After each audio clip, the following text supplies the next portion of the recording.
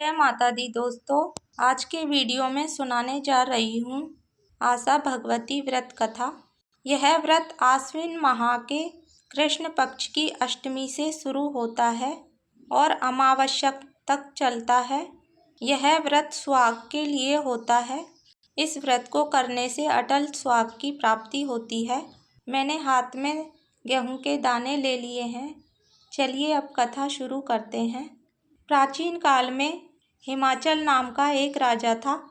उसके दो पुत्रियां थीं। एक का नाम गौरा और दूसरी का नाम पार्वती था। एक दिन राजा हिमाचल ने अपनी दोनों पुत्रियों से पूछा, तुम किसके भाग्य का खाती हो? तो पार्वती ने कहा, मैं अपने भाग्य का खाती हूँ। और गौरा बोली, मैं आपके भाग्य का खाती हूँ। राजा हिमाचल पार्वती का उत्तर सुनकर क्रोधित हो गए और गौरा का उत्तर सुनकर वो हर्ष से प्रफुल्लित हो गए। उन्होंने अपने पुरोहित को बुलवाया और कहा, पार्वती के लिए भिखारी वर तथा गौरा के लिए राजकुमार वर की तलाश करो। पुरोहित राजा की आज्ञा के अनुसार वर की तलाश करने निकल गए। एक दिन पुरोहित जी रास्ते में जा रहे थे। रास्ते में शिव भगवान भिखारी का रूप धारण किए हुए बैठे थे। पुरोहित ने पार्वती का विवाह उस भिखारी के साथ तय कर दिया और राजकुमार से गौरा का विवाह तय कर दिया। थोड़े दिनों बाद गौरा की बारात आई तो हिमाचल राजा ने उसका खूब सम्मान किया और बहुत सारा दहेज दिया। जब पार्वती की बारात आई तो राजा ने आदर सत्कार नहीं किया, उसका कन्यादान करके घर से विदा कर दिया। शिव भगवान पार्वती को लेकर कैलाश पर्वत पर आ गए। जहाँ जहाँ पार्वती कदम रख रही थी वहाँ की घास जल रही थी। यह देखकर शिवजी ने पंडितों को बुलवाया और इसका कारण पूछा। तब पंडितों ने सोच विचार कर बताया, पार्वती जी और उसकी भाभियाँ आशा भगवती का व्रत करती थी। इनकी भाभियों ने अपने अपने पीहर जाकर उद्यापन कर लिया, परंतु पार्वती जी ने इसका उद्यापन नहीं किया था। यदि पार्वती जी अपने पीहर जाकर इसका उद्यापन करे तो यह दोष दूर हो जाएगा। इस प्रकार पंडितों के बताने से शिवजी और पार्वती जी खूब गहने पहनकर पीहर चले गए। दूर उन्होंने जाकर देखा एक स्त्री के बच्चा होने वाला है, वह बहुत कष्ट में है। यह देखकर पार्वती जी बोली, हे नाथ, बच्चा होने में बहुत कष्ट होता है, अतः आप मेरी कोख बांध दो। शिवजी ने पार्वती को समझाया। कुछ दूर आगे चलने पर देखा एक घोड़ी के बच्चा हो रहा था, उसे भी बहुत कष्ट था। यह देखकर पार्वती जी ने शिवजी से कहा, मेरी कोख बांध दो, और कहा, मैं तभी आगे बढ़ूंगी जब तुम मेरी कोख बांध दोगे। शिव भगवान ने पार्वती जी को बहुत समझाया पर पार्वती जी नहीं मानी। फिर भगवान शिव ने पार्वती जी की कोख बांध दी। इसके बाद शिव जी और पार्वती जी सज धज कर आगे की ओर बढ़ गए। उधर गौरा ससुराल में बहुत दुखी थी। तब पार्वती जी अपने मायके पहुंची तो उसके माता पिता ने पार्वती जी को पहचानने से इनकार कर दिया। तब पार्वती जी ने अपना नाम बताया। तब राजा रानी बहुत खुश हुए। फिर उसके पिता ने पार्वती जी से पूछा, अब तुम किसका भाग्य का खाती हो? तब पार्वती जी ने फिर से उत्तर दिया, मैं अपने भाग्य का खाती हूँ। यह कहकर पार्वती जी अपनी भाभियों के पास चली गई। वहाँ जाकर देखा उनकी भाभियाँ व्रत और आशा भगवती का उज्जमन कर रही हैं। यह देखकर पार्वती जी ने अपनी भाभियों से कहा, मेरे उज्जमन की तो कोई तैयारी ही नहीं है, मैं भी उज्जमन और व्रत करती।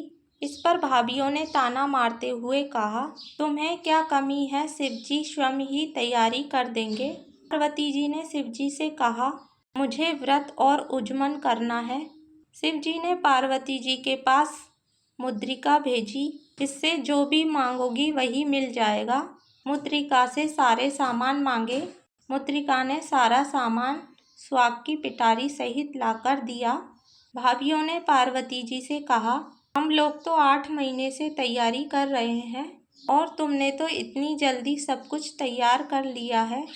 फिर सबने धूमधाम से व्रत और उज्जमन किया। राजा ने शिव भगवान को भोजन के लिए बुलाया, खूब मिठाइयाँ और सुंदर सुंदर भोजन करवाए। यह देखकर सब स्त्री पुरुष कहने लगे, पार्वती को तो भिखारी के लिए दिया था, वह तो अपने भाग्य से राज कर रही है। तब शिवजी ने भोजन करना शुरू किया तो उन्होंने इतना भोजन खाया कि रसोई में पतली सब्जी के सिवा कुछ नहीं बचा। बाद में पार्वती जी पतली सब्जी खाकर पानी पीकर शिवजी के साथ साथ चल दी। रास्ते में धूप के कारण एक पेड़ के नीचे बैठ गए। तब शिवजी ने पार्वती जी से पूछा, तुम क्या खाकर आई हो? पार्वती जी बोली, जो आपने खाया वही मैंने खाया। शिवजी यह बात जानते थे कि पार्वती जी ने पतली सब्जी खाई है। शिव पार्वती जी से बोले, तुम तो पतली सब्जी खाकर आई हो। पार्वती जी ने कहा, महाराज आपने सब बात खोल दी है, अब आगे कोई और बात मत खोलना। मैंने हमेशा ससुराल की इज्जत पियर में रखी है और पियर की इज्जत ससुराल में रखी है। जब शिवजी और पार्वती जी आगे चले तो पार्वती जी के पैर पड़ते ही सूखी घास हरी हो गई। जब और आगे बढ़े तो एक घोड़ी के पास बच्चा खेल रहा है। तब पार्वती जी बोली, हे नाथ, अब मेरी भी कोख खोल दो, मैं तो मना किया कोख मत बंधवाओ। फिर थोड़ा और आगे बढ़े तो रानी यमुना पूजन के लिए जा रही है। तो पार्वती जी ने पूछा, हे नाथ, यह कौन है? तब शिवजी ने कहा, यह वही रानी है जो कष्ट में पड़ी थी, इसके पुत्र हुआ है। तब तो पार्वती जी शिव भगवान से हट करने लगी। उनका हट देखकर शिव भगवान ने बैल से गणपति जी को बनाया। तब पार्वती जी ने प्रसन्न होकर यमुना पूजन किया। फिर पार्वती जी बोली, मैं तो सुहाग बांटूंगी। यह बात सारे जग में फैल गई, जिस जिसको लेना हो वो ले जाओ। यह सुनकर साधारण मनुष्य दौड़कर आए और सुहाग ले गए। ब्राह्मण और वैश्य स्त्रियां सुहाग लेने देर से पहुंची। तब शिवजी पार्वती जी से बोले, अब इन्हें भी सुहाग दो। पार्वती जी बोली, मैं सब सुहाग बांट चुकी हूँ। शिवजी बोले, इनको तो सुहाग देना पड़ेगा।